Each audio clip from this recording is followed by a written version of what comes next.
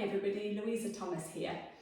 Today I want to talk a little bit about SPD and to offer you some exercises that I think will be really helpful in finding relief from the symptoms of SPD.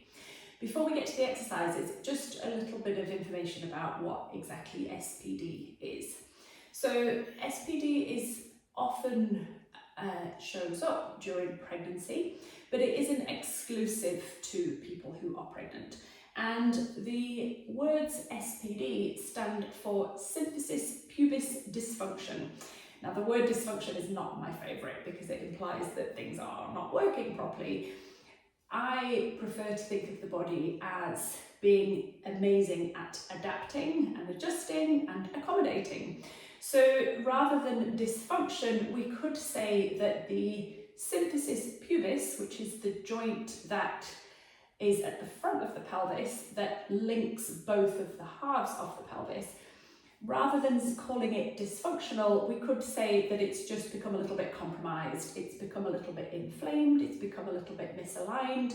So the pelvis is linked by the symphysis pubis at the front and the sacroiliac joint at the back, which sits right down at the base of the spine.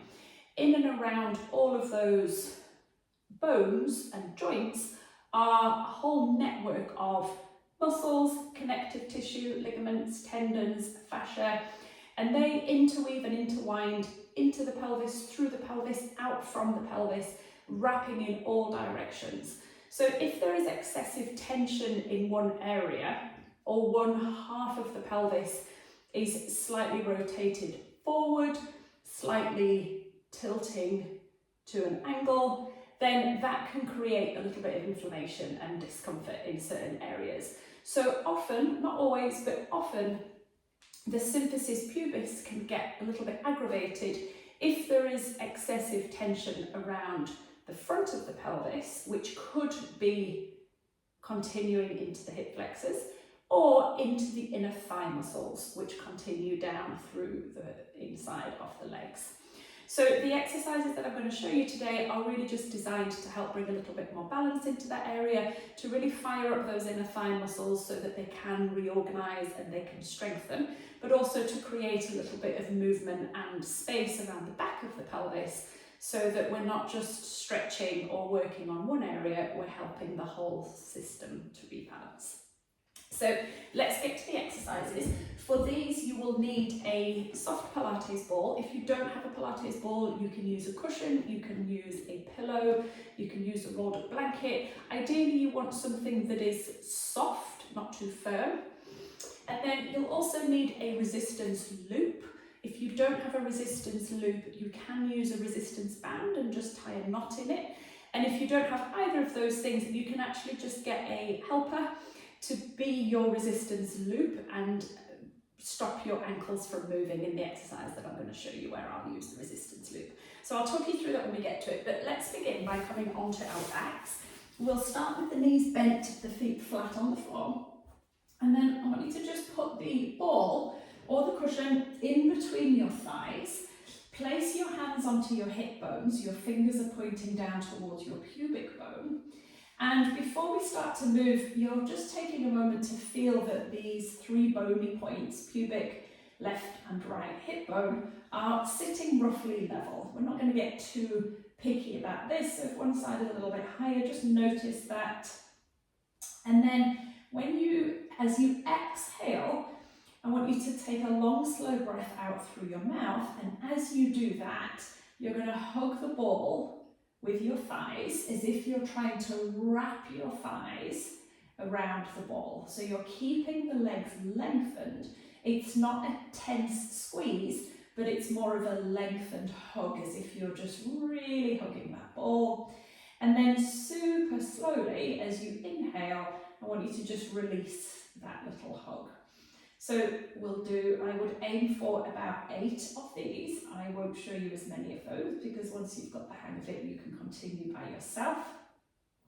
And as you really coordinate this with your breath, I want you to feel that the exhale is what's initiating the movement. So as you blow out your breath, hopefully feeling that your belly responds by sinking back towards your spine, and it's that connection that invites your thighs to hug around the ball.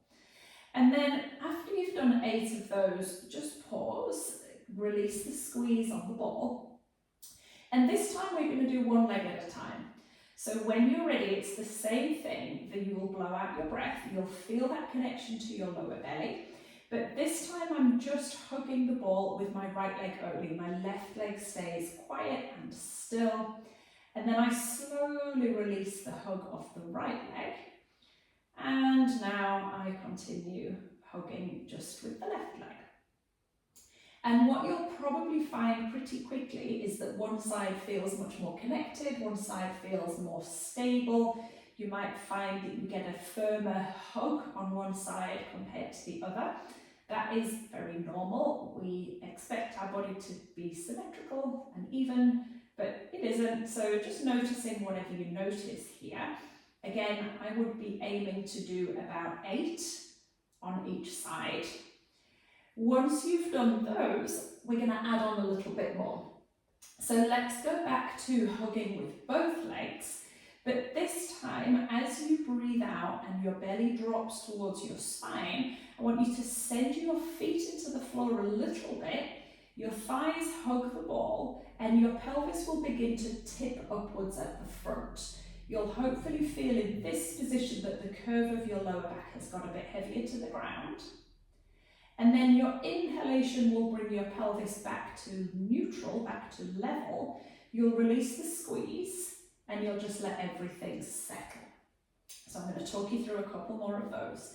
You'll exhale, feel the belly drop towards your spine, give the ball a hug with both thighs, and then find that tuck, your tail rolling towards the sky.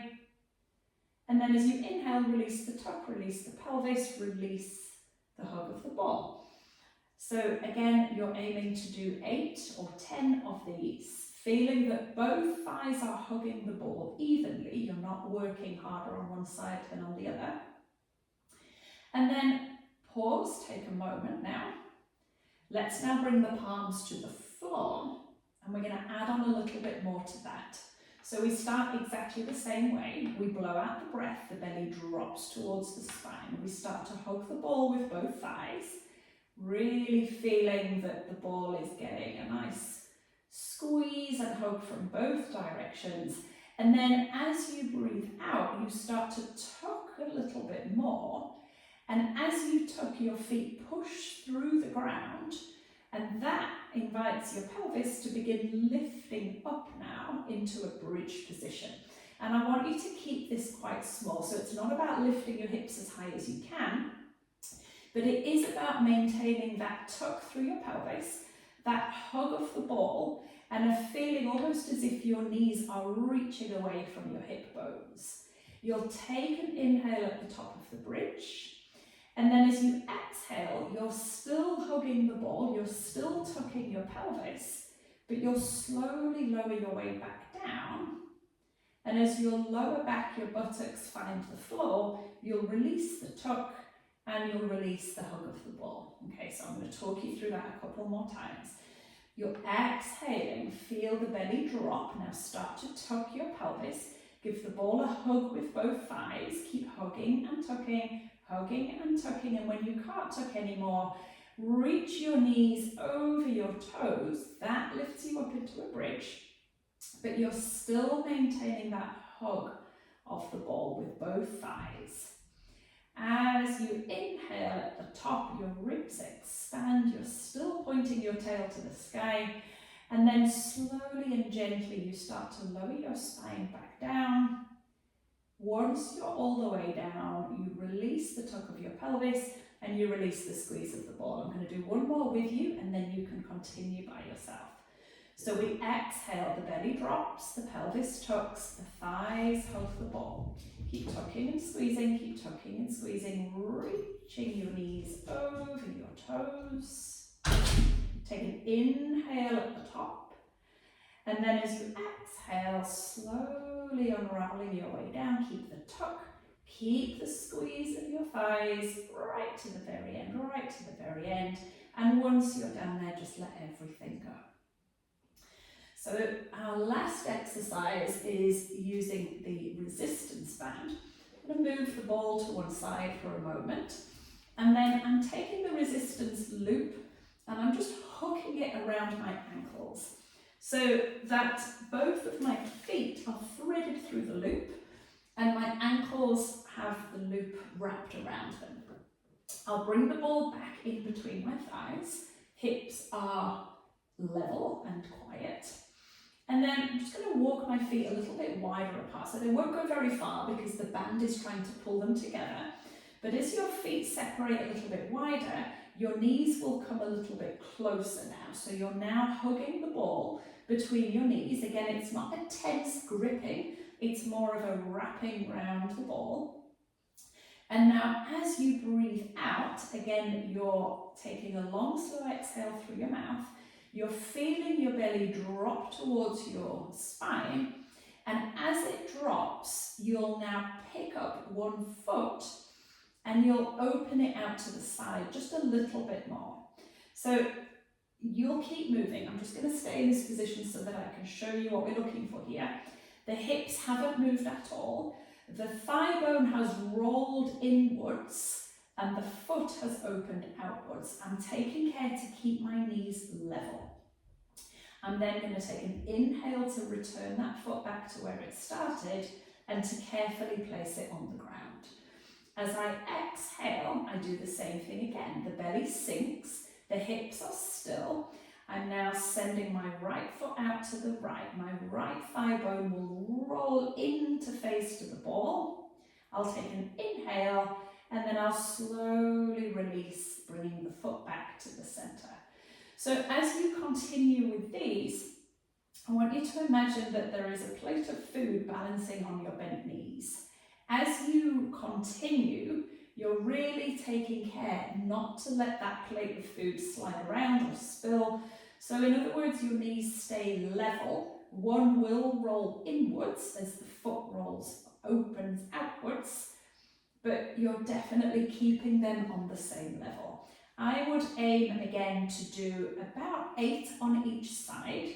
So depending on the heaviness of your resistance loop, this can start to feel like quite hard work quite quickly. So if it gets too much, if you start to get tired and you lose your form, just bring your feet down, take a pause, take a break, let everything relax for a moment. And then when you feel ready, come back to it. Once you've done an even number on both sides, let your feet land on the floor. Carefully release the ball or the cushion from between your thighs. Carefully release your feet from the resistance loop. And then just come onto your back for a moment, noticing how everything feels. So for the last exercise, if you don't have access to a resistance loop, you can do the same exercise, but you can ask somebody to just put their hands against the outside of your ankles so that as you open your ankle out, your thigh in so that your foot can go out, you have a little bit of resistance. Okay, if there's nobody nearby to help you with that, you can still do the same exercise, but you'll just find that you need to focus a little bit more on creating resistance yourself, rather than the band or somebody's hands being there to help with that. Okay, so those are the exercises that I really recommend working on if you have SPD, and I'd love to know how they feel. I'd love to know if they help you to find some relief, so do let me know in the comments, and I'll be back with you again soon. Bye for now.